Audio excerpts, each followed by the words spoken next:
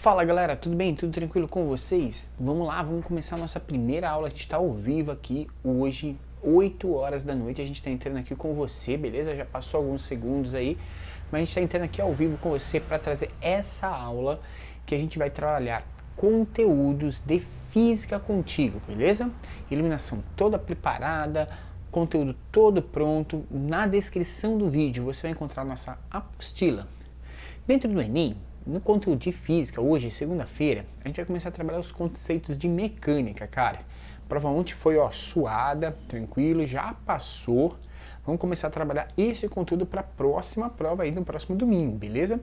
Então eu espero que você tenha tranquilidade, que você venha com a gente nessa aula, que vai ser sensacional. O que a gente vai trabalhar aqui com você? A gente vai trabalhar 20 questões relacionadas a todo o conteúdo de mecânica para você. Então já vou trazer você para a tela aqui, tá? Vou dar uma sumidinha aqui, vou trazer você para a tela e a gente já vai começar a conversar aqui, galera. Beleza? Então você já está aqui na minha tela, tranquilo? E aqui na tela a gente vai trocar uma ideia muito bacana sobre como que esse conteúdo funciona, tá? Então eu espero que você possa estar observando ainda.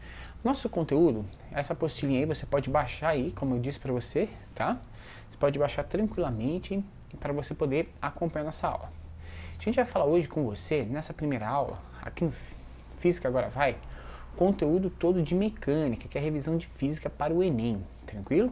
Professor, o que vai cair de mecânica aí em física? Cara, mecânica cai cinemática, hidrostática, dinâmica, energia, e a gente vai trabalhar um pouquinho de tudo isso para você, beleza? A nossa ideia é trabalhar o máximo de conteúdos, atacar cada um desses conceitos para que você possa mandar super bem na sua prova, cara. Então vamos lá, vamos tentar trabalhar esses conteúdos, beleza? Gente, primeiro conteúdo, antes da gente começar, eu quero te pedir para compartilhar com todo mundo essa aula, beleza? Para que a gente consiga atingir o maior número de pessoas, tranquilo? Todas as questões que a gente vai resolver aqui são questões do Enem, tá?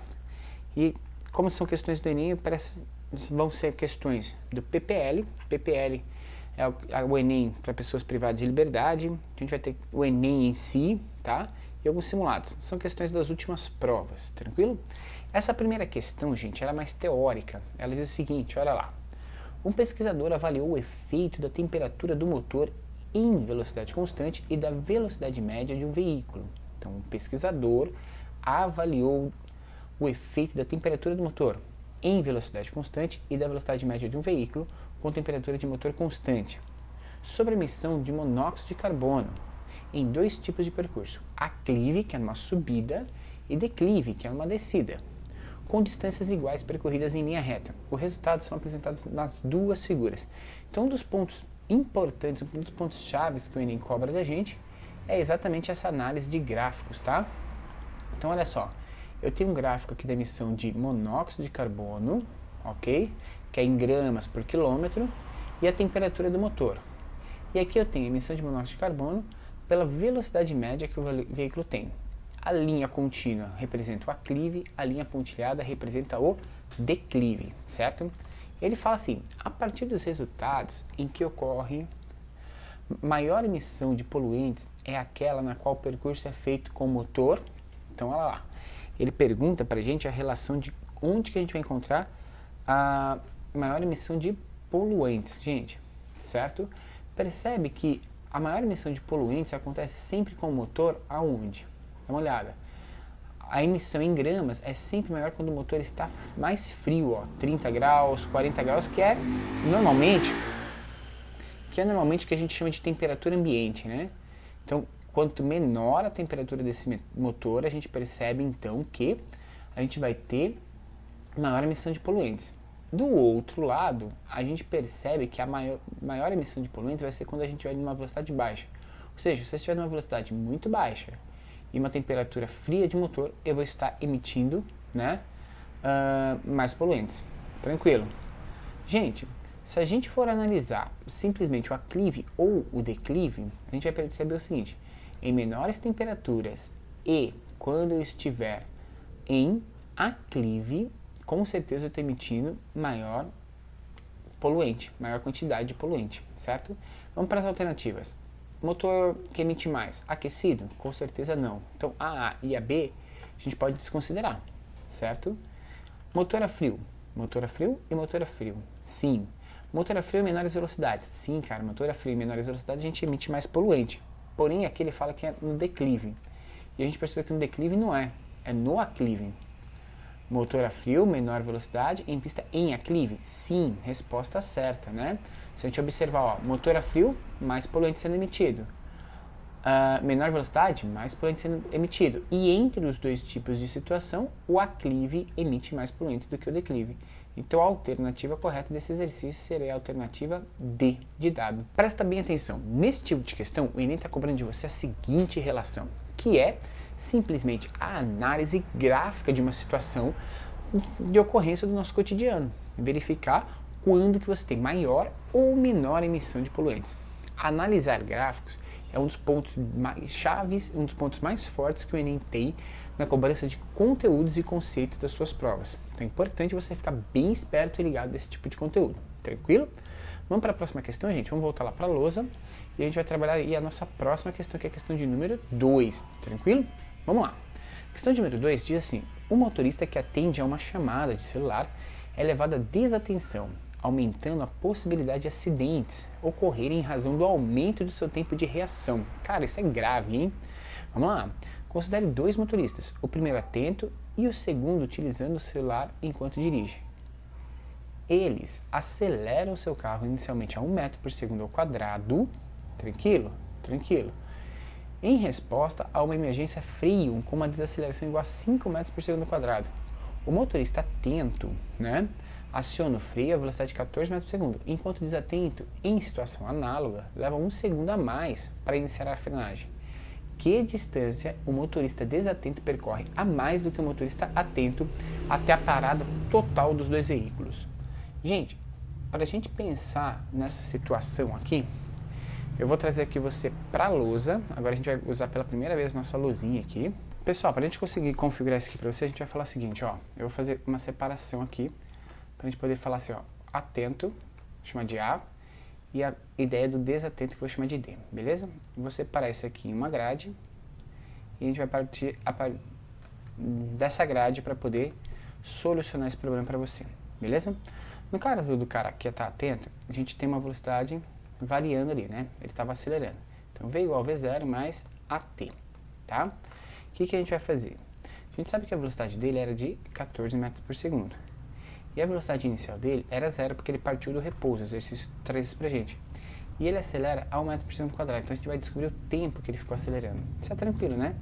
Porque isso aqui vai dar um tempo pra gente de 14 segundos. Beleza. A primeira parte aqui que eu preciso desse exercício está feita. É descobrir o tempo que ele ficou acelerando, tá? Beleza, gente. O que vai acontecer? A partir dessa aceleração desse cara, a gente vai verificar exatamente qual que é a distância que ele percorreu durante a aceleração. Então, a gente vai fazer o seguinte: V ao quadrado igual V0 ao quadrado mais 2A delta S, ok? E aí a gente vai fazer 14 ao quadrado é igual a 0 ao quadrado, que é a velocidade inicial, mais 2 vezes 1, não é isso? 2 vezes 5, né? Que é 2 vezes 1, que é a aceleração dele, vezes a distância, e a gente vai descobrir a distância, certo? Isso vai dar 196, que é igual a 2 delta S, e aí a gente descobre a distância que esse maluco percorreu antes de realizar qualquer frenagem. Ele percorreu uma distância de 196 dividido por 2 vai dar 98 metros, beleza? O exercício, ele continua falando pra gente o seguinte, ele fala, olha, só que o cara observa um problema e vai ter que parar. Então eu vou deixar essa primeira resposta aqui, né, separada, e vamos ver o quanto que ele percorre até parar. Cara, para parar, 0 ao quadrado é igual a 14 ao quadrado, que é a velocidade final, velocidade inicial, mais a aceleração, ele acelerou a 5 metros por segundo. Foi uma aceleração brusca, né? E a gente vai pegar essa distância que eu chamo de DR, que é a distância de frenagem, certo? E, gente, essa distância de frenagem dele vai dar quanto? Isso aqui vai dar 0, é igual a 196, a mesma coisa, menos 10 DR. Certo? Vou passar esse 10 DR lá para o outro lado, então isso aqui vai ficar que 10 dr é igual a 196 e dr vai ser 196 dividido por 10. 196 dividido por 10 vai dar 19,6 metros. Então a gente consegue verificar quanto que esse cara andou no total. Esse tiozinho, ele andou no total 98 mais 19,3. Ou seja, o deslocamento total dele, do primeiro cara, que é o cara atento, foi de 117,6 metros. Marca aqui, ó, 117,6 metros. Beleza, esse é o cara atento. Vamos verificar o cara agora desatento, certo? Ah, o desatento, cara.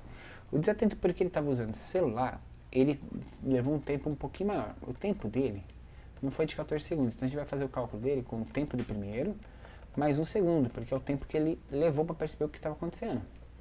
Tá? Então olha só, gente. O que a gente vai fazer?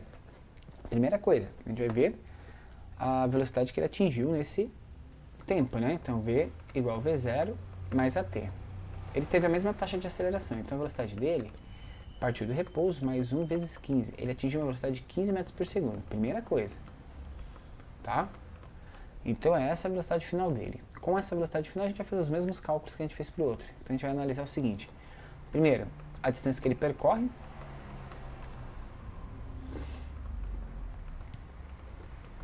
Né? A distância que ele percorre até essa frenagem. Isso vai dar 15 ao quadrado é igual a 0 mais 2 vezes 1 vezes ΔS. Isso aqui vai dar 225 é igual a 2 ΔS. E aí o nosso ΔS vai dar 225 dividido por 2. Tá? Isso aqui vai dar 112,5 metros que ele percorreu. Então, ó, já percorreu um monte a mais só porque estava olhando o celular. Bendito rapaz. Gente, além disso, a gente vai ver a frenagem dele, né? Porque ele passa a frenar a partir dessa velocidade. 0 ao quadrado é igual a 15 ao quadrado. Você percebe que eu estou repetindo as contas, né? Mais 2dr2. Ok? O que a gente vai fazer? A gente vai fazer o que aqui? Ah, tem que colocar aceleração, professor. Esqueci de colocar aceleração. A aceleração era de 5, né? Menos 5 dr2. Pronto. Gente, isso aqui vai ficar que dr2, só pra gente pegar aqui, é igual a 225 dividido por 10. Porque eu tô acelerando porque a gente vai fazer a mesma conta, né? Ou seja, ele vai ter percorrido aqui 22,5 metros. Coloca aqui, ó, 22,5 metros. Então, a distância total percorrida por esse cara foi 22,5 mais 112,5. Isso vai dar 135 metros. Beleza. A gente tem a distância total para cada um deles. O lance agora é comparar, né? Quanto que um andou a mais do que o outro. Então, a gente vai fazer o quê? Vai fazer o 135, que é a última continha que a gente vai fazer, menos 117,6. Fazendo essa conta, a gente coloca uma vírgula aqui, ó. 6 para 10 dá 4, vem 1, 8 para 5, 8, 9, 10, 11, 12, 13, 14, 15, dá 7, né? Dá 7, vem 1, 2 para 3 dá 1, 0, 17,4 metros. Então a distância percorrida a mais é de 17,4 metros, beleza? Isso corresponde pra gente, no nosso texto aqui, a alternativa E, né? Quando ele percorre uma distância de 17,4 metros. Tranquilo? Então, gente, é um exercício de cinemática que traz pra gente aí os conceitos de comparar dois movimentos, tá? Então eu fiz ele passo a passo aí pra você. Você podia ter utilizado a velocidade relativa, algum outro tipo de sistema, mas fiz passo a passo só pra gente poder trabalhar esses conceitos. Vamos para o exercício 3, pra gente não se alongar muito, vamos lá. Sabe-se que a posição em que o Sol nasce ou se põe no horizonte muda de acordo com a estação do ano. Olhando-se em direção ao poente, por exemplo, para um observador no hemisfério sul, o Sol se põe mais à direita no inverno do que no verão. O fenômeno descrito é a combinação de dois fatores, a inclinação do eixo de rotação terrestre e Gente, esse o quê? A precessão do periélio terrestre, a translação da Terra em torno do Sol, a nutação do eixo de rotação da Terra, a precessão do eixo de rotação da Terra ou a rotação da Terra em torno do seu próprio eixo. Gente, o fenômeno descrito aí, né, ele depende também, sim, da posição relativa entre os corpos celestes, ou seja, A relação de que o Sol vai se pôr vai depender também, né? Depende do movimento da Terra, da inclinação do seu eixo, isso vai mostrar a posição do Sol e tal, mas vai depender basicamente também da posição relativa dos corpos, né? Quando eu falo da ideia da posição relativa dos corpos, eu preciso pensar o seguinte contigo. Esse tipo de movimento está diretamente, então, relacionado ao que a gente vai chamar de a posição entre o Sol e a Terra, ou seja, isso vai depender do movimento de um em relação ao outro. E o que a gente chama de movimento de um em relação ao outro no sistema é chamado de translação. Então, um dos pontos importantes do Enem também é você conhecer quais são os movimentos que a Terra faz. A Terra faz praticamente 2 movimentos, né? Faz muitos outros, mas a gente vai pensar em 2, exatamente. O movimento de translação, que é o movimento que a Terra faz em torno do Sol, girando em torno do Sol. É o movimento que a Terra faz em torno do Sol, que é chamado de translação. E esse movimento, gente, de acordo com Johannes Kepler, com Tycho Brahe, não é um movimento circular, é um movimento elíptico, o que faz com que a Terra tenha uma variabilidade de velocidade quando ela está mais próxima do Sol, que a gente chama de periélio, e quando ela está mais afastada do Sol, que a gente chama de afélio, certo? A gente também tem o movimento da Terra em torno do seu próprio eixo. Esse movimento da Terra em torno do seu próprio eixo a gente chama de rotação.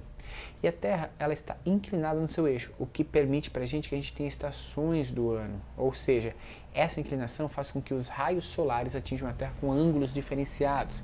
E essa variação, essa variabilidade de ângulo de incidência dos raios solares, de acordo com a posição da Terra e a posição do Sol em si, vai ter raios em alguns momentos mais diretos e em alguns momentos raios mais difusos. Quando os raios são mais diretos, a gente está passando aí por um verão. Quando ele está mais difuso, a gente está passando pelo inverno, ok? De acordo com essa inclinação, por isso que é inverno num hemisfério, ao mesmo tempo que é verão no outro, por causa da incidência direta e da inclinação do eixo. Tranquilo? Mas nesse exercício, a resposta era tranquila. Então é importante a gente conhecer esses pontos relacionados aos movimentos terrestres, certo? Então a gente já fez aí 3 questões, galera, show de bola. Já falamos por alguns temas bacanas aí. E vamos para a nossa quarta questão. Essa quarta questão é muito legal e ela vai falar sobre o chuveiro elétrico, né? E aí a gente vai analisar algumas coisas em relação a isso. Olha só. No manual fornecido pelo fabricante de uma ducha elétrica de 220 volts, é apresentado um gráfico com a variação da temperatura da água em função da vazão para 3 condições: morno, quente e super quente. Na condição super quente, a potência dissipada é de 6.500 watts. Considere o calor específico da água igual a 4.200 joules por quilograma grau Celsius e a densidade da água de 1 kg por litro. Com base nessas informações, a potência na condição morno corresponde a que fração da potência na condição super quente? Esse exercício, galera, parece ser um exercício de termologia. Mas a gente está falando para você sobre uma questão de potência. E potência é um conceito que vem da mecânica, tá? O que a gente precisa saber de potência? Eu vou trazer então você aqui para a nossa lousa e a gente vai trocar ideia. Vamos limpar aqui essa lousa, gente, porque já tem um outro exercício aí feito, né? Vamos dar uma limpada nessa lousa e vamos falar o seguinte. Primeiro, o conceito de potência. Potência aí está relacionado aqui. Potência está relacionada à relação da variação da energia pela variação do tempo. Então, toda vez que eu falo de potência para você, eu estou pensando numa relação de energia num determinado intervalo de tempo, certo? Quando eu vou pensar nesse tipo de sistema, a gente está falando de joules por segundo. Gente, na termologia, essa energia é dada por uma quantidade de calor, que é M vezes C vezes Δθ. Legal. O exercício ele me trouxe algumas informações importantes que a gente precisa analisar. Quais são essas informações? Vamos lá. Dentro dessas informações importantes que o exercício me trouxe, a gente tem as seguintes relações. Que é olha só, acompanha comigo. Primeira coisa, vou verificar qual que é a quantidade de calor e do que ela depende, na condição super quente e também na condição morna dessa água, tá? Então, olha lá, no super quente a gente vai ter massa vezes calor específico vezes a variação de temperatura. Na morna, a gente também vai ter massa, calor específico e variação de temperatura. Você percebe que se eu pensar numa quantidade igual, massa igual, e eu estou falando de água igual, eu vou verificar que o calor, a quantidade de energia vai depender da temperatura que eu quero chegar. Isso está diretamente relacionado, certo? Então eu posso igualar essas duas condições. Segundo ponto, lembra que eu falei para você que potência é a variação de energia pela variação do tempo? Sim. Se eu escrever isso aqui para você, ó, a variação de energia de um sistema é igual a potência vezes a variação de tempo. Posso escrever isso aqui também? Ah, pode, professor, eu acho que sim, né? Tranquilo. Então, gente, dá uma olhada comigo. Se a gente for observar, certo? Vamos pensar em energia. Energia é a quantidade de calor, que está diretamente relacionada à temperatura. Então, ao invés de colocar energia aqui, eu vou colocar temperatura, tá? Então, eu vou colocar aqui para você temperatura. Eu vou colocar θ aqui nessa temperatura para não confundir a galera achar que é tempo também. Isso aqui é θ, tá? Que é temperatura. Então, eu coloco aqui, ó, a variação de θ do superquente dividido pela variação de θ do morno está diretamente relacionada ao quê? Se a gente for pensar que nessa variação de energia o tempo de aquecimento é exatamente igual, porque a gente vai ter a mesma vazão de água, a gente pode pensar então que a gente vai ter a proporcionalidade com a potência, ou seja, a potência do superquente em razão da potência do morno. Ou seja, a potência que eu vou usar no chuveiro depende da temperatura que eu quero chegar. Isso é meio óbvio, né? Quando a gente começa a interpretar o exercício. O que a gente vai observar aqui agora? A gente vai voltar lá no exercício e vai tentar encontrar no exercício uma relação aqui, ó, no gráfico que permita, no mesmo tempo, com a mesma vazão de água, encontrar as relações de temperatura. Quando eu observo aqui, eu vejo que no morno, nessa vazão 3, eu tenho uma temperatura de 12 graus. Enquanto no superquente, eu tenho uma temperatura de mais ou menos 32 graus. Então eu vou relacionar isso, tá? Então eu vou voltar aqui e vou fazer essa relação. O superquente 32 graus e o morno 12 graus. Então isso vai me permitir uma razão entre esses dois sistemas. Quando eu faço isso daqui, essa conta vai dar quanto? Essa conta vai dar, se a gente dividir aqui, vai dar 8 terços. Mas ele pediu superquente por morno? Não. Ele me pediu a potência do morno pelo superquente. Como eu montei ali ao contrário, agora eu vou inverter, tá? E a potência do morno pelo superquente então vai ficar 3 oitavos. Como eu inverti essa fração, eu só vou inverter essa, que vai dar o mesmo resultado. Então, a relação de potência é essa. Então, percebe que, embora seja um exercício de termologia, a gente resolveu ele dentro do dia aqui de mecânica, simplesmente porque ele está trazendo para a gente o conceito aí de potência no sistema térmico. Beleza? Tranquilo, gente? Se a gente voltar aqui, a resposta está aqui, ó. Letra D, 3 oitavos. Certo? Bem tranquilo esse exercício também, conceito de potência no sistema mecânico. Vamos para o exercício de número 5. Beleza? Vamos chegar num quarto aqui dos nossos exercícios que diz o seguinte. Durante a primeira fase do projeto de uma usina de geração de energia elétrica, os engenheiros da equipe de avaliação de impactos ambientais procuraram saber se esse projeto será de acordo com as normas ambientais. Então vamos lá. A nova planta estará localizada à beira de um rio cuja temperatura média é de 25 graus Celsius e usará sua água somente para refrigeração. O projeto pretende que a usina opere com 1 megawatt. Esse M, gente, representa 10 a sexta, tá? De potência elétrica. Ó, a potência de novo, só que agora é relacionada à energia elétrica. Em razão de restrições técnicas, o dobro dessa potência será dissipada por seu sistema de arrefecimento, na forma de calor. Para atender às resoluções número 430 do dia 13 de maio de 2011 do Conselho Nacional do Meio Ambiente, com uma ampla margem de segurança, os engenheiros determinaram que a água só poderá ser devolvida ao rio com aumento de temperatura de no máximo 3 graus Celsius. Em relação à temperatura da água do rio captada, certo? Legal, então ela só vai poder aquecer 3 graus em relação à temperatura que ela foi captada ali, durante o sistema de arrefecimento. Se a gente considerar o calor específico igual a 4 kJ por quilograma grau Celsius, para atender essa determinação, o valor mínimo do fluxo de calor de água em quilogramas por segundo para refrigeração da usina deve ser de aproximadamente quanto? Então a gente está falando de potência de novo e a gente vai falar aí nesse sistema de arrefecimento. Vamos lá. Gente, primeira coisa, ele diz para a gente a relação da potência que vai ser dissipada, que essa potência dissipada, a potência que a gente vai perder, que a gente vai mandar para essa água, ela vai ser igual a 2 vezes a potência útil da nossa estação.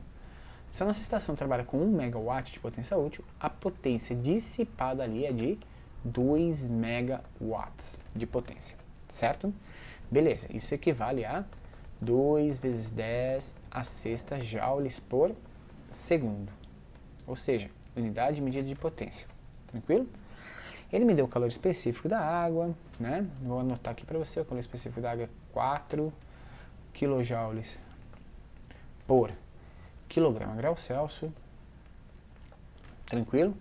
E ele me deu também a variação de temperatura máxima que ele permite, que é de 3 graus Celsius, e acho que só, né? Acho que só. Então beleza, galera, o que a gente vai fazer? A gente vai pegar o fluxo máximo que é pedido, né? O que é fluxo calorífico, gente? O fluxo calorífico nada mais é do que a massa em relação ao tempo. Então, a massa pelo tempo, certo? Tranquilo. Se a gente pegar a definição de potência, potência é o quê? Potência é a variação de energia, lembra do exercício anterior? Pela variação do tempo. E lembra do exercício anterior? Que a gente está falando de calor de novo, né? Isso aqui é o quê? Q, que é igual a MC delta θ. Posso escrever a partir disso, né? Então, se eu escrever a partir desse cara, vai ficar que potência é igual. É igual a quê, professor? Potência é igual a MC delta θ dividido pela variação do tempo. Tranquilo? Tranquilo. Qual que é a potência que a gente tem? A potência que a gente tem é de 2 vezes 10 a sexta. Qual que é a massa de água que a gente quer? Isso eu não sei. Qual que é o calor específico dessa água? O calor específico dessa água eu sei, professor. O calor específico dessa água é de 4 vezes 10 ao cubo, 4 vezes 10 ao cubo joules por quilograma. Não vou colocar a unidade de medida aqui, mas a gente já sabe que é isso. E a variação de temperatura que eu posso ter é de 3 graus Celsius. Tranquilo? Dividido pelo tempo. Gente, olha que mágico. Massa dividida por tempo é o próprio fluxo calorífico, certo?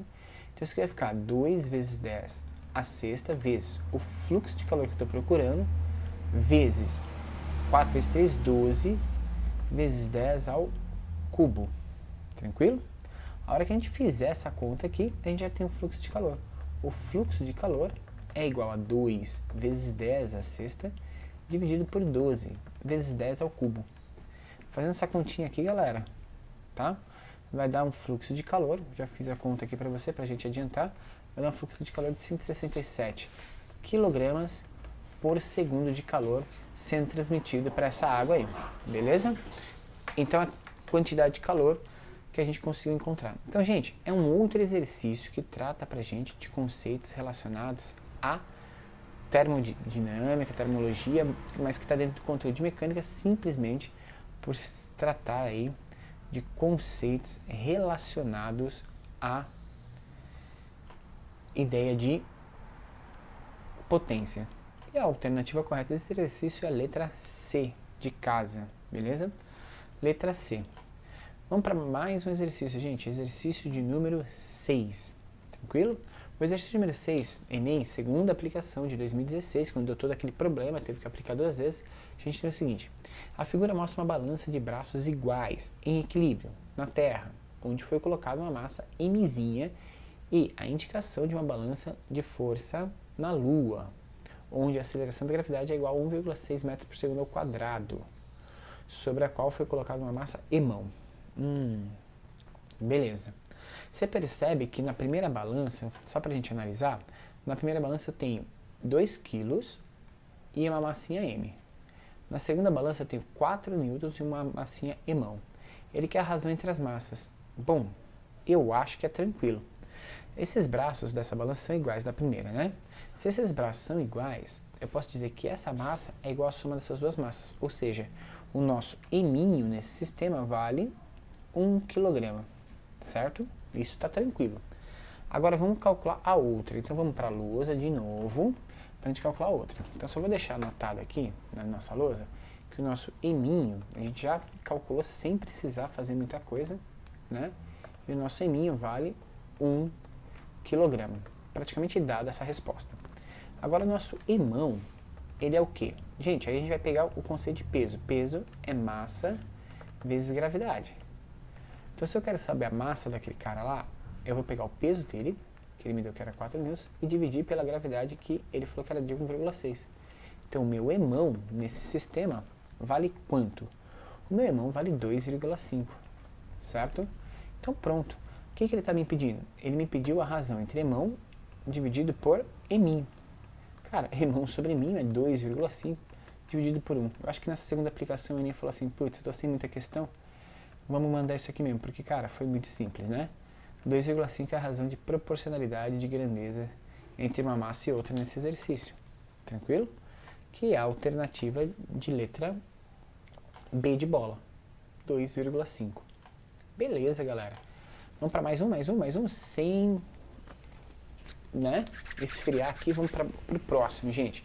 O próximo exercício fala o seguinte: a corrida de 100 metros rasos é uma das principais provas do atletismo e qualifica o homem mais rápido do mundo. Um corredor de elite foi capaz de percorrer essa distância em 10 segundos, com 41 passadas. Ele iniciou a corrida com o pé direito. O período de oscilação do pé direito desse corredor foi mais próximo de quanto? Então, gente, olha que interessante. Ele dá pra gente a ideia de número de passadas do corredor, é bem legal, cara. Continua acompanhando aí no que você já imprimiu da lista, tá? Que a gente vai trabalhar aqui na lousa com você. Vamos nessa. Gente, pra gente poder trabalhar esse exercício, a gente vai pensar no seguinte, ó. O tempo de corrido por passo. Então, para a gente pegar o tempo decorrido por passo, a gente vai pegar o quê? Ele falou que ele dá 41 passos, né, em 10 segundos. Então, eu vou pegar 10 dividido por 41, que é aproximadamente 10 dividido por 40, para a gente poder aproximar isso, que senão vai ficar um número meio chato. Isso vai dar 1/4 de segundo. Então, cada passo tem 1/4 de segundo, certo? Esse é o período, tá? O tempo de uma oscilação completa é período. Como foi perguntado o período de oscilação apenas do pé direito, podemos obter esse resultado fazendo o que, gente? Multiplicando o valor por 2, né? Porque esse aqui é o período de oscilação de cada passada. Se eu pensar no pé direito, ele vai pé direito, pé esquerdo, pé direito, pé esquerdo, pé direito, pé esquerdo. Esse tempo aqui é de 1/4. Se eu quero pegar o tempo entre o pé direito e o pé direito novamente, vai ser 1/4 com 1/4, ok? Ou seja, se eu multiplicar isso aqui por 2, o período de oscilação vai ser 1/4 mais 1/4, ou seja, o período de oscilação só do pé direito vai ser a cada meio segundo. Bem tranquilo, a gente fez esse exercício. Então isso aqui está relacionado a movimento cíclico, movimento circular, tá? Que tem a ver bastante aí com a ideia de transição de sistemas. A alternativa deste exercício, galera, é a alternativa aí que você pode ver, a alternativa de letra C de casa, de conseguir fazer esse exercício, muito simples, né? Exercício simples a gente arrebenta aí, faz rapidinho, tranquilo? Vamos para o 8º exercício da nossa lista, galera. O 8º exercício, ele diz o seguinte: observações astronômicas indicam que no centro de nossa galáxia, a Via Láctea provavelmente exista um buraco negro, cuja massa é igual a milhares de vezes a massa do Sol. Uma técnica simples para estimar a massa desse buraco negro consiste em observar algum objeto que orbite ao seu redor e medir o período de uma rotação completa, tesão, bem como o raio médio R da órbita do objeto, que supostamente se desloca com boa aproximação, em movimento circular, uniforme. Nessa situação, considere que a força resultante devido ao movimento circular é igual, em magnitude, à força gravitacional que o buraco negro exerce sobre o objeto. A partir do conhecimento do período de rotação, da distância média e da constante gravitacional Gzão, a massa do buraco negro é de quanto, gente? Então ele quer que a gente trabalhe nesse exercício aí esse conceito relacionado a esse tipo de sistema, certo? Então, qual é a massa desse buraco negro aí nesse modelo aí, nesse sistema que ele está pedindo pra gente? Vamos tentar resolver, tá? Gente, pra gente resolver, eu vou trazer você pra lousa novamente e vamos trabalhar esse exercício aqui contigo. Deixa eu apagar aqui E vamos lá. Gente, primeira coisa, a ideia de velocidade média, né? Ele falou que velocidade é a variação de espaço pela variação do tempo, certo? No caso do movimento circular, essa variação de espaço é uma volta completa numa circunferência. Uma volta completa numa circunferência depende, de certa forma, do raio dessa circunferência, né? Então, se a gente fosse dar uma volta completa numa circunferência, a gente ia depender do raio da circunferência, e essa volta seria de 2πr, que é o comprimento de uma circunferência completa, certo?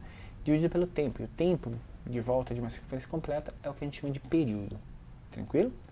Se a gente observar a equação em si de força gravitacional, a gente tem que Gzão, que é a constante gravitacional, vezes a massa do corpo que atrai, vezes a massa do corpo que é atraído, dividido pelo raio de órbita ao quadrado, ele vai ser igual a quem?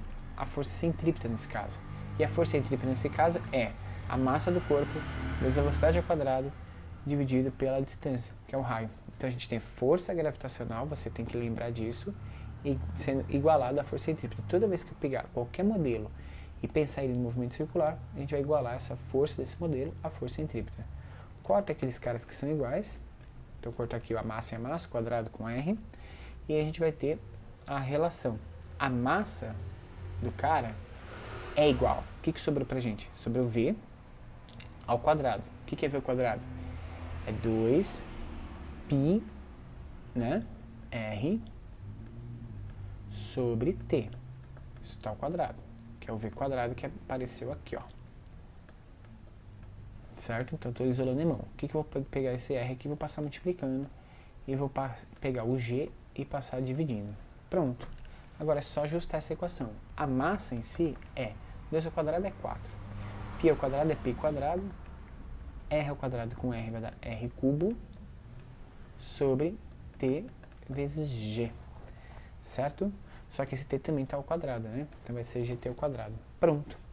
Qual que é a alternativa correta que a gente encontra lá no nosso sistema? A alternativa correta dessa questão é a letra D, lá. 4π quadrado R cubo GT quadrado. Beleza? Bem tranquilo também, gente. É uma questão que trouxe aí conceito mais matemático, mas é tranquila de se fazer. Toda vez que você tiver movimento circular, iguale as relações de movimento circular com as relações de movimento que você está analisando. Nesse caso, o movimento gravitacional. Questão 9, gente. Para irrigar sua plantação, o produtor rural construiu um reservatório a 20 metros de altura a partir da barragem onde está sendo bombeada a água. Para alimentar o motor elétrico das bombas, ele instalou um painel fotovoltaico. A potência do painel varia de acordo com a incidência solar, chegando a um valor de pico de 80 watts ao meio-dia. Porém, entre as 11 horas e 30 minutos e 12 horas e 30 minutos, disponibiliza uma potência média de 50 watts. Considere a aceleração da gravidade igual a 10 metros por segundo ao quadrado e uma eficiência de transferência energética de 100 watts. Qual é o volume d'água em litros bombeados para o reservatório no tempo citado? Então vamos lá, essa questão, para a gente poder trabalhar ela. Gente, nessa questão, ele está falando de potência de novo. Olha como que o Enem gosta desse elemento de potência.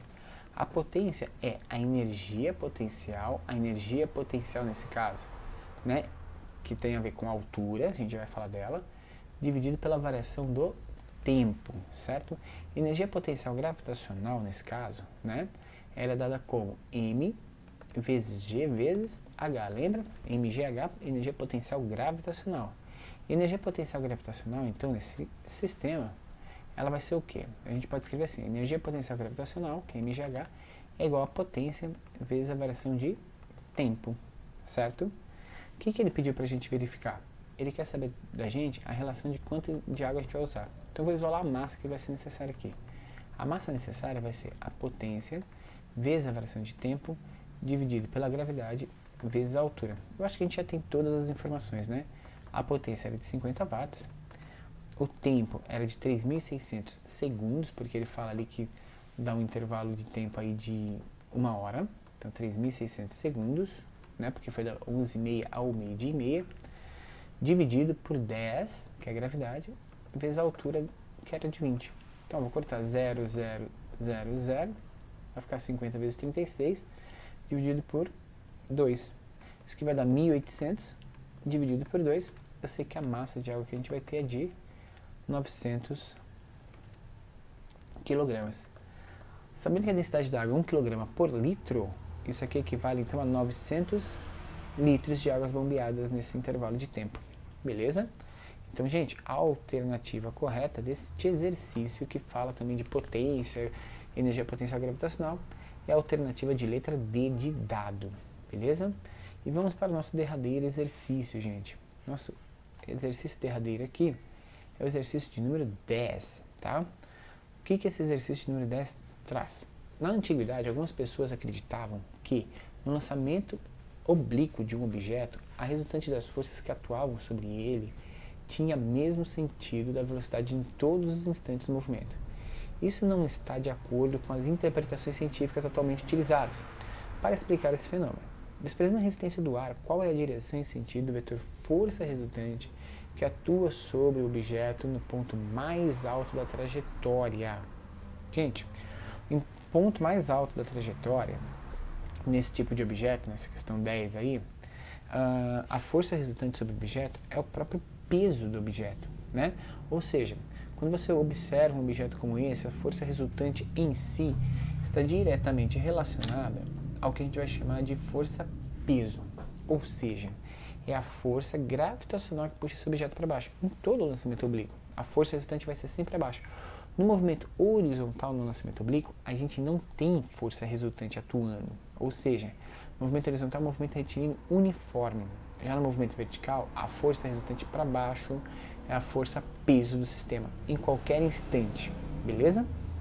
Pessoal, a gente resolveu aí 10 exercícios contigo. Esses 10 exercícios espero que sejam a base para o seu estudo. A gente vai começar agora o exercício de número 11, beleza?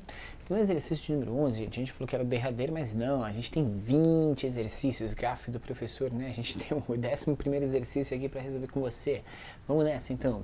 Gente, nesse 11º exercício, ele diz o seguinte, olha lá. Para entender os movimentos dos corpos, Galileu discutiu o movimento de uma esfera de metal em 2 planos inclinados sem atritos e com a possibilidade de se alterarem os ângulos de inclinação conforme mostra a figura. Na descrição do experimento, agora a esfera de metal é abandonada para descer o plano inclinado de um determinado nível, certo? Ela sempre atinge no plano ascendente, no máximo, um nível igual àquele em que ela foi abandonada. Tranquilo? A pergunta, gente, em si, nesse tipo de problema, é a seguinte.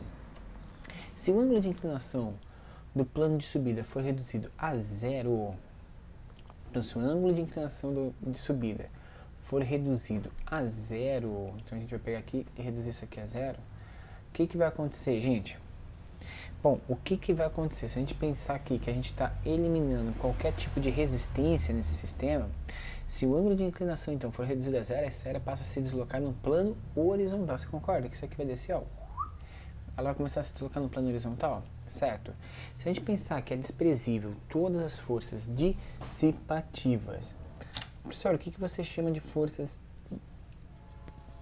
Professor, o que você chama de forças dissipativas? Cara, forças dissipativas são todas aquelas forças de resistência que pode aparecer no sistema. A gente pode ter força de resistência do ar, força de resistência da bolinha com o chão, próprio atrito. Então a gente tem várias outras forças de resistência. Se a gente eliminar todas as forças de resistência que vão dissipar energia, que vão fazer o sistema perder energia, a gente pode dizer então que a energia em si se conserva. Se a energia em si se conserva e não tem nada que altere esse movimento, o que vai acontecer, gente? Sendo desprezível todas essas forças, né? Ou seja, forças resultantes nula, o impulso da resultante também é nulo, ocorrendo então uma conservação do que a gente chama de quantidade de movimento nesse sistema. A única força que estava atuando nesse sistema era a força gravitacional. Se a força gravitacional não está atuando porque eu estou movendo retilíneo e uniforme, eu vou permanecer com velocidade constante, certo? Então a alternativa correta desse exercício é a alternativa A, que diz pra gente o quê? Manterá sua velocidade constante, pois o impulso resultante sobre ele será nulo. Lembra? Impulso é força vezes variação de tempo. Se a força não existe nesse exato momento, a gente não tem uma resultante de impulso. Pessoal, mas essa força existe, a gravitacional está lá. É exato. Para que a gente tenha um impulso em si, a força tem que estar na direção do deslocamento nesse caso. No caso da força gravitacional, ela está empurrando contra o chão e o chão está oferecendo uma força normal. Essas duas forças acabam se anulando e aí a gente não tem uma resultante propriamente dita. Beleza? Vamos para o nosso 12º exercício, gente. Esse exercício aqui é um brinquedo maravilhoso, né? Que fala da conservação de energia em sistemas mecânicos. Dá uma olhada. O pêndulo de Newton pode ser constituído por 5 pêndulos idênticos, suspensos em um mesmo suporte. Em um dado instante, as esferas de 3 pêndulos são deslocadas para a esquerda e liberadas, deslocando-se para a direita e colidindo elasticamente com outras 2 esferas que inicialmente estavam paradas. Pessoal, ele fala que é uma colisão. Nas colisões a gente tem colisão elástica, inelástica e perfeitamente inelástica. Quando eu falo de colisão elástica, eu estou falando para você o seguinte, que a energia do sistema se conserva e a quantidade de movimento do sistema se conserva. A quantidade de movimento de um sistema mecânico ela é dada pela seguinte relação. Vou trazer você para a lousa, vou me escrever um pouquinho.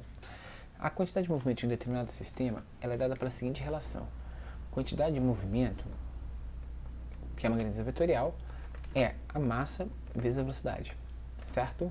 Se eu tenho 3 massinhas com uma determinada velocidade atingindo o sistema no início, o que tem que acontecer para que essa quantidade de movimento final se conserve, cara?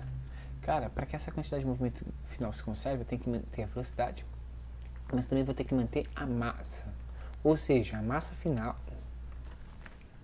final vai ter que ser igualzinha à massa inicial. Ou seja, a gente vai ter nesse tipo de sistema 3 massinhas se movimentando para que ocorra a conservação da quantidade de movimento. Então, a alternativa que a gente espera que seja correta nesse tipo de exercício é a letra C, né? Ó, cuidado, essa daqui é a letra A, essa daqui é a letra B, movimentou 3, que é o que a gente espera. Deixa eu colocar aí na lousa para você. Falhas técnicas, né? Você não está vendo o que eu estou te mostrando. Aqui, essa daqui é a letra A, que ele fala que saiu 2 para um lado e 2 para o outro. Não conserva a quantidade de movimento. Se eu pegar essa segunda, saiu 3 e 2 voltaram. Não conserva, porque não tinha movimento anteriormente, né? O que tem que acontecer? A gente tinha 3 esferas se movimentando e 2 paradas. Eu tenho que ter exatamente a mesma situação. 3 esferas se movimentando e 2 paradas. Isso corresponde à letra C, de casa, de conseguir. Conquistei a minha vaga. Beleza? Vamos para o exercício agora de número 13, galera. Beleza? Ó, tamo indo bem. Vamos lá. Gente, o exercício de número 13, ele diz o seguinte. Uma pessoa lendo o manual de uma ducha que acabou de adquirir para sua casa observa o gráfico que relaciona a vazão da ducha com pressão, medida em metros na coluna de água. A galera gosta de ducha, né? Já é o segundo exercício de ducha que a gente faz, ô louco. Nessa casa residem 4 pessoas, cada uma delas toma um banho por dia, com duração média de 8 minutos. Permanecendo o registro aberto com vazão máxima durante esse tempo, a ducha é instalada em um ponto de 6 metros abaixo do nível da lâmina de água, que se mantém constante dentro do reservatório. O que ele diz então? Ao final de 30 dias, esses banhos consumirão um volume de água em litros igual a quanto? Vamos lá, galera, vamos resolver esse exercício então, vamos lá para a lousa, para a gente poder resolver esse exercício. Deixa eu... Sobe a luz, olha lá, professor. Galera, não deixa de se inscrever, tá? Não deixa de se inscrever, deixa seu comentário, deixa seu like aí, tranquilo? Gente, o que a gente tem nesse exercício? Esse exercício é o exercício 13. Ele diz o seguinte pra gente. Na leitura direta do gráfico, a gente vai encontrar a pressão estática de 6, tá? A pressão estática eu vou chamar de Zzinho, tá? Vou chamar de Pzinho. A pressão estática é igual a 6 MCA, ok? E como responde a uma vazão de 12 litros por minuto. 12 litros por minuto. Tranquilo. Até aí, a gente marcou tudo, professor. O tempo mensal de funcionamento do chuveiro é de quanto, gente? Vamos pensar? O tempo mensal de funcionamento do chuveiro são 4 vezes 8 vezes 30. De onde que eu tirei esses números, cara? Eu tirei esses números daqui, ó. Deixa eu mostrar pra você, né? Porque a gente vai escrevendo os números, você vai falando, professor, de onde você tira esses números? Olha lá. Ele fala, observa a vazão da pressão da água. Nessa casa tem 4 pessoas, então são 4 banhos em média 8 minutos durante 30 dias, certo? Por isso que eu fiz 4 vezes 8 vezes 30. E quando eu faço 4 vezes 8 vezes 30, esse tempo total vai dar 960 minutos, certo? Gente, se a gente for calcular o consumo de água, quanto que vai dar? O consumo de água, quer dizer, ele vai ser o volume dividido pelo tempo, né? O Z é 12, certo? O volume é o que eu quero saber e o tempo é de 960 minutos. Quando eu vou calcular isso, ó, faz um cruzinho aqui, vai ficar que o volume consumido de água vai ser de 11.520 litros, certo? Esse é o volume de água consumido nesse tipo de sistema, certo? A alternativa correta, meu querido. A alternativa correta, meu querido. Deixa eu voltar lá para você. A alternativa correta é a letra C, de casa, né? 8.520 litros de água consumidos nesse mês. Bem tranquilo, né? Vazão de água aí analisado pra gente. Era um exercício também de mais análise gráfica e de conceito de vazão, né? Gente, exercício número 14. Em uma experiência, vamos lá. Em uma experiência didática, 5 esferas de metal foram presas em um barbante de forma que a distância entre as esferas consecutivas aumentava em progressão aritmética, PA, a prova de matemática caindo aqui junto com a gente. O barbante foi suspenso e a primeira esfera ficou em contato com o chão. Olhando o barbante de baixo para cima, a distância entre as esferas ficava cada vez maior. Quando o barbante foi solto, o som das colisões entre duas esferas consecutivas e o solo foi gerado em intervalo de tempos iguais. Que legal! A razão entre os intervalos de tempo citados serem iguais é porque, gente, a gente tem um movimento acelerado. Então, quanto mais alto estiver esse tipo de sistema, né, maior vai ser aí a velocidade com que ela vai atingir o solo. Menor vai ser o tempo que ela vai levar para percorrer a distância. Como a gente tem uma relação de proporcionalidade, a gente consegue equacionar esse tipo de sistema, certo? Então a gente perceberia isso aqui mais ou menos assim, ó. Deixa eu tentar trazer para você essa questão a partir disso, ó. Trazer você para a lousa, vamos apagar a lousa, professor. A questão é a seguinte, gente, trata-se de uma queda livre, né? Então a gente tem o seguinte, ó, tem uma esferinha, tem a outra esferinha que está uma distância um pouco maior, tem a outra que está uma distância um pouco menor, tem a outra que está uma distância um pouco menor, certo? E a outra está aqui. Se essa aqui eu tiver um tempo t, certo? Essa daqui eu vou ter um tempo 3t. Essa aqui eu vou ter um tempo 5t. Esse aqui eu vou ter um tempo 7t. Para que a gente tenha essa relação em progressão aritmética, certo? Se a gente for utilizar a equação de queda livre, né? Se a gente pensar na equação de queda livre, o tempo de queda de cada uma dessas bolinhas vai ser o que, gente? O tempo de queda é raiz de 2 vezes a altura dividido por g, certo? Se a gente for fazer a relação de raiz de 2 vezes a altura dividido por g, isso vai dar quanto, gente? Se a gente for analisar a partir disso o tempo de queda, a gente vai ter sempre isso aqui, né?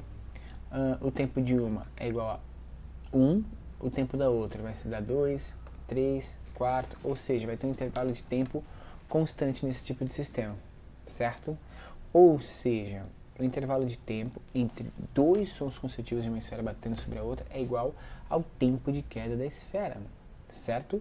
E isso está diretamente relacionado ao que a gente vai falar, que é por causa da força resultante que cada esfera é constante. Ou seja, a força sobre cada esfera é constante. Sendo força constante, se elas estão a uma distância que é relacionada ao tempo de queda, a gente consegue ter essa aceleração provocando essa sequência maravilhosa de queda aí que a gente vai ter. É um exercício que vai mexer um pouco mais com a sua cabeça aí em movimento retilíneamente variado, queda livre, tá?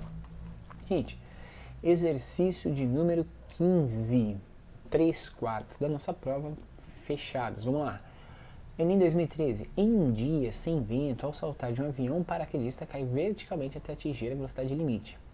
No instante em que o paraquedas é aberto, ocorre a diminuição de sua velocidade de aterrissagem em segurança Que gráfico representa a força resultante sobre o paraquedista durante o movimento de queda livre? Gente, exercício bacana, né?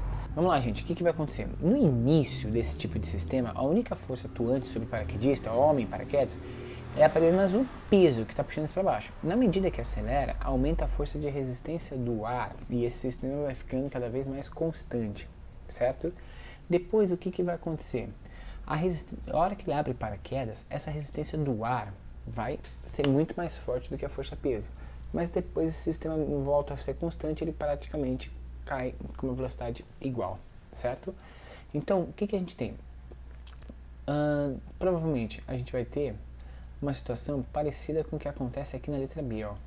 Ele vai começar a diminuir aqui, ó, a força vai diminuindo até que ela fique zero. Porque vai ser um momento em que é a velocidade limite, ou seja, as forças se igualam, a força de resistência do ar e de peso do paraquedista se igualam. Aí ele abre paraquedas, aí a força de resistência se torna muito maior.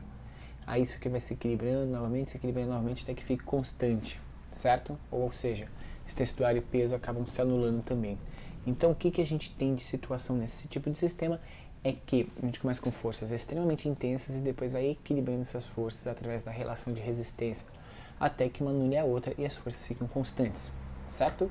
A alternativa correta desse exercício, que é só uma análise de gráfico e interpretação de situação real, ok? Está relacionada na letra B, tá? Se você nunca fez isso, procure um centro de paraquedismo para saltar de paraquedas, que é muito legal, hein, galera? Gente, exercício de número 16, vamos lá. Tá acabando, são questões mais teóricas agora no final, então tá muito mais tranquilo pra gente resolver. Uma pessoa necessita da força de atrito em seus pés para se deslocar sobre uma superfície. Logo, uma pessoa que sobe uma rampa em linha reta será auxiliado pela força de atrito exercida pelo chão sobre seus pés. Em relação ao movimento dessa pessoa, quais são as direções e sentido da força de atrito mencionada no texto?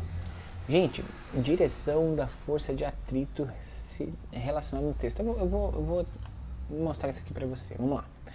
O que está acontecendo nesse tipo de exercício, gente? Ele está falando para a gente o seguinte: a pessoa está andando e ela aplica uma força sobre o solo, ok? Uma força de atrito horizontal para trás. Ou seja, quando eu coloco meu pezinho no solo, meu pezinho gordo, hein, professor, e vou no movimento para frente, a força de atrito, ela puxa esse sistema para trás, certo? Então, o que a gente tem nesse tipo de sistema? Quando a pessoa anda, ela aplica uma força de atrito horizontal para trás. Pelo princípio de ação e reação, o solo aplica nos pés da pessoa uma força para frente, o que faz a gente se locomover. Então, na verdade, você anda para trás e é o atrito e a relação de força com o solo que faz a gente conseguir se movimentar para frente, gente. Interessante esse tipo de sistema, né? E essa alternativa aqui, então, vai ser a letra, vamos lá, letra B. Letra C. Que diz o seguinte: paralelo ao plano e no mesmo sentido do movimento. Esse vai ser o atrito. Então tem muitos exercícios que falam assim, o atrito é sempre contra o movimento, salvo exceções, como é o caso de andar. Andar, a força de atrito está no mesmo sentido de movimento, porque o que você faz é uma força contrária ao movimento. Você que está realizando a força contrária. Então toma muito cuidado com isso. Exercício de número 17, gente. O exercício de número 17, ele diz o seguinte: os densímetros instalados nas bombas de combustível permitem averiguar a quantidade de água presente no álcool hidratado. Se essa está dentro das especificações denominadas pela Agência Nacional do Petróleo, ANP. O volume máximo permitido de álcool é de 4,9%. A densidade da água e do álcool anidro são 1 e 0,8 respectivamente, gramas por centímetros cúbicos. Disponível aí no site da Agência Nacional do Petróleo, ok? Que foi acessado em 5 de dezembro de 2011. A leitura do densímetro, que corresponde à fração máxima permitida de água, é mais próxima de quê? Então ele quer uma conversão aí da relação de densidade, ok? Em relação ao percentual que é permitido nesse tipo de sistema, gente. Então vamos lá. O pezinho ainda tá aí, né? Vamos tirar esse pé daí, que esse pé tá feio pra caramba. E vamos lá. Bom, se a gente for pensar na densidade desse sistema... Opa, professor. A densidade do sistema é igual a quanto? Deixa eu ver se você está enxergando aí, tá, né? A densidade do sistema é a massa de álcool mais a massa de água. dividido pelo volume de álcool, mais, álcool é com L, né? Volume de álcool mais o volume de água, né? Gente, vamos lá. A densidade relativa vai ser o quê? Vai ser 0,8% de 95,1 de massa, que é 80% da massa de álcool, mais o 1, que é a densidade da água, vezes 4,9%, certo? Então eu tenho 4,9% de água e 95,1% de álcool, dividido por quanto? Por 100, né? Que é o 100%. Se a gente fizer essa continha aqui, 0,8, tal, vai dar 0,81 gramas por centímetro cúbico. Essa vai ser a densidade da mistura que a gente vai ter. Então, recapitulando, eu peguei, para achar a densidade da mistura, eu peguei a relação de densidade em massa de álcool e a densidade em massa de água. Lembra que densidade é massa vezes volume, então peguei em relação ao percentual que a gente vai ter nesse tipo de sistema. E aí a gente conseguiu calcular a partir disso, certo? Voltando lá para o exercício, a alternativa correta corresponde à alternativa de letra, a gente achou de 0,81, né? 0,81 é letra B de bola, tranquilo? Exercício de número 18, galera, 18. O exercício número 18 diz o seguinte: para oferecer acessibilidade aos portadores de dificuldade de locomoção, é utilizado em ônibus e automóveis o elevador hidráulico. Nesse dispositivo é usada uma bomba elétrica para forçar um fluido a passar de uma tubulação estreita para outra mais larga, e dessa forma acionar o pistão que movimenta a plataforma. Considere um elevador hidráulico cuja área da cabeça do pistão seja 5 vezes maior do que a área da tubulação que sai da bomba. Desprezando o atrito e considerando a aceleração gravitacional em 10 metros por segundo quadrado, deseja-se levar uma pessoa de 65 kg e uma cadeira de rodas de 15 kg sobre a plataforma de 20 kg, certo? Então, qual deveria ser a força exigida pelo motor para que isso aconteça e a pessoa suba com velocidade constante? Quando eu peço para subir com velocidade constante, quer dizer que as forças estarão equilibradas, tá? Vamos dar uma olhada aqui na lousa, então, como que a gente vai fazer esse exercício? Que não é difícil, não. Vai ser assim, ó. Vamos lá.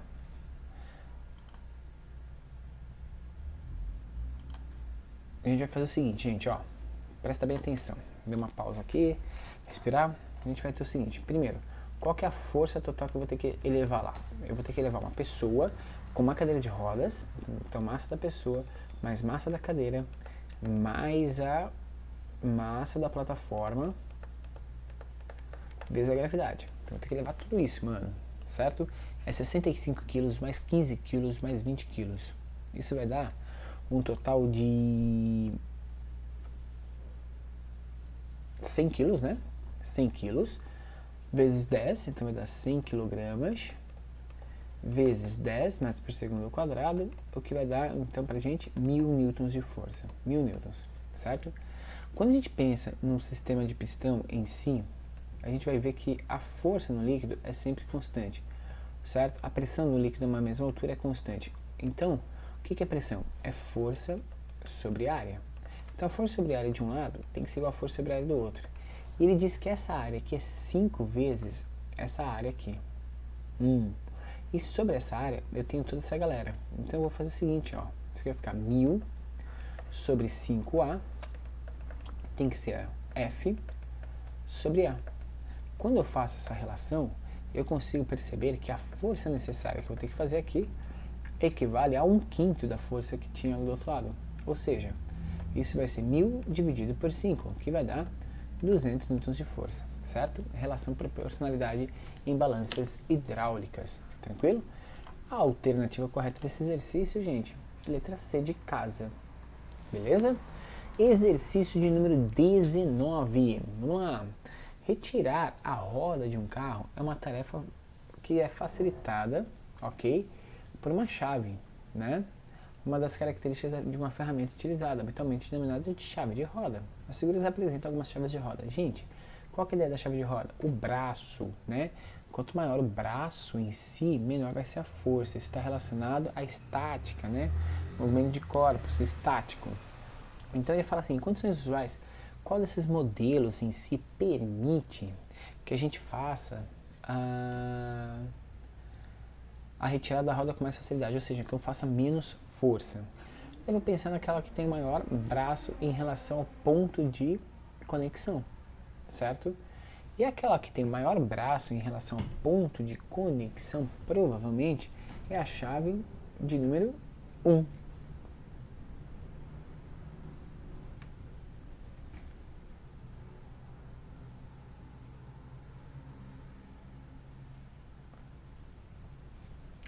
É a chave de número 1, gente. Por quê? Porque a distância entre o ponto de apoio da roda, da boca, da chave, até o outro lado do braço dá 40 centímetros. Maior braço, menor força. Relação de momento linear de força em sistemas mecânicos.